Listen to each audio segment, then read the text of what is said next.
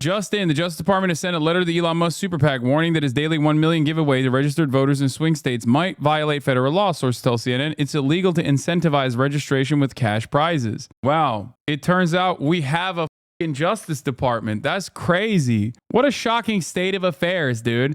I can't wait for these fucking dipshits to turn around and act like this is lawfare again. They're attacking us for doing illegal shit. Why did you snitch again, Hasan? I did. Just like I control Twitch, I also control the FEC, and I also control the DOJ. Yeah, I'm the one who knocks. I'm the one who controls everything, okay? Remember when I snitched on Aiden Ross, and then Trump had to give back the fucking Rolly that Aiden Ross was giving him as an illegal donation, and then everyone yelled at me, and then I said it seems like Elon Musk's $1 million giveaway might be illegal, and now the DOJ is saying that as well. It's because they're locked in. They are watching the HasanAbi broadcast. They're all subscribed.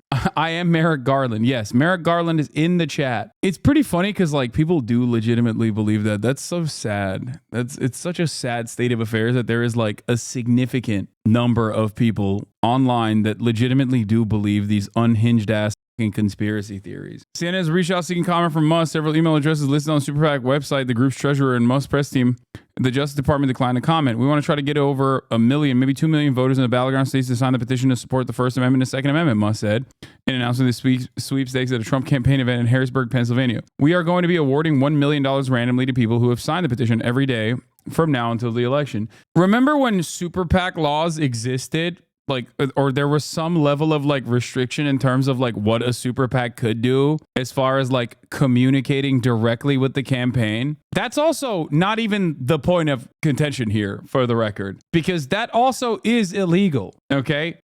Like you can't, as a person who runs a super PAC, directly talk to the president. It's supposed to be, super PACs are supposed to be about certain issues. They could even be about like one candidate that they like. But what they can't do is operate with unlimited donations. Okay, dark money, unlimited donations. That is directly a additional war coffer, a war chest for the candidacy that directly communicates with the candidacy every single fucking day. Now, of course, that's what it looks like on paper, and nobody gives a shit about that. PAC actually stands for person able to chat, in parentheses, with the president. Yeah.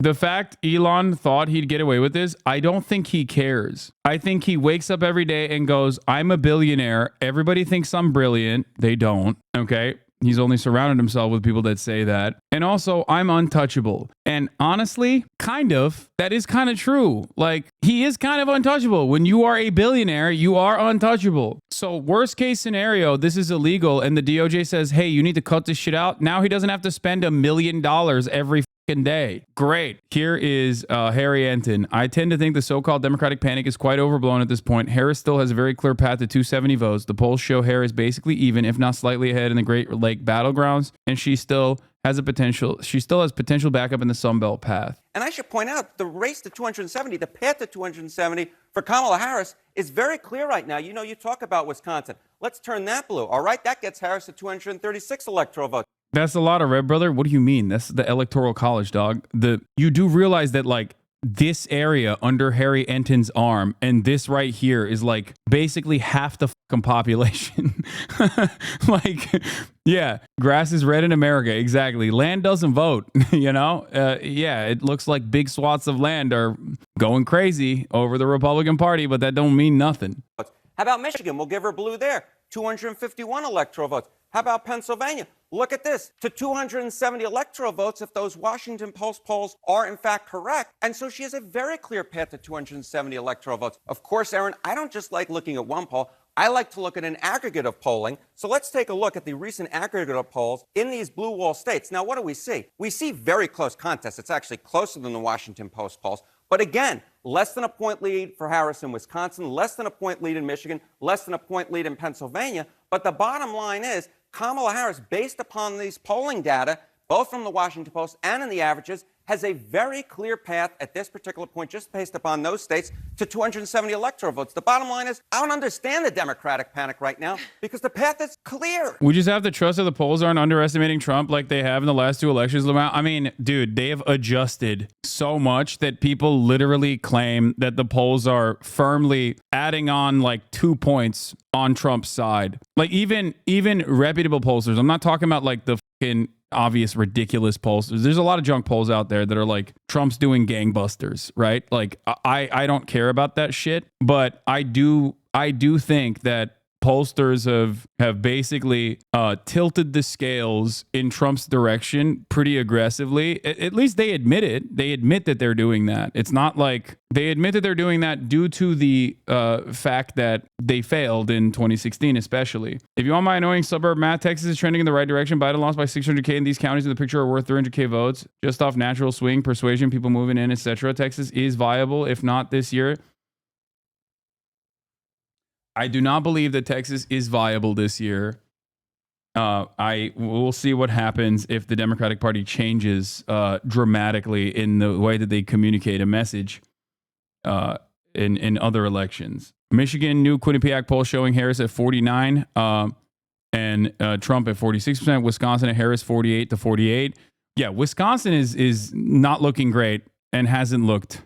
Was fake 2 weeks ago, now the best poll ever. Trump was up +3 2 weeks ago in this poll. Wisconsin in every poll is underperforming in comparison to the other blue wall states.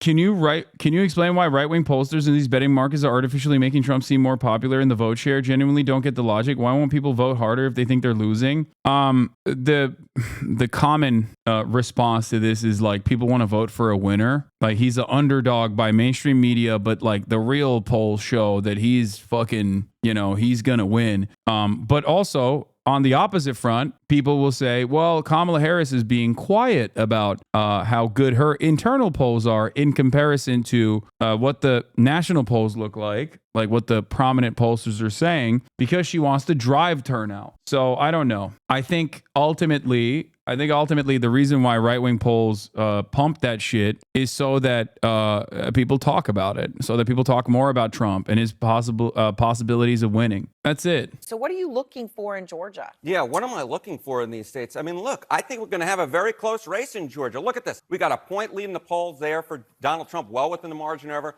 Less than a point in North Carolina, 2-point lead for Donald Trump, again, well within the margin of error in Arizona, less than a point lead for Kamala Harris in Nevada. So, even if we gave, Donald Trump, say, Wisconsin, Michigan, Pennsylvania, you can still, in fact, get Kamala Harris to 270 by giving her North Carolina, Georgia, Arizona, and Nevada. Okay, that is a far less likely pathway to 270. Like, that's some crack cocaine shit. So again, I don't understand this Democratic panic, Aaron. All right, so you don't Okay.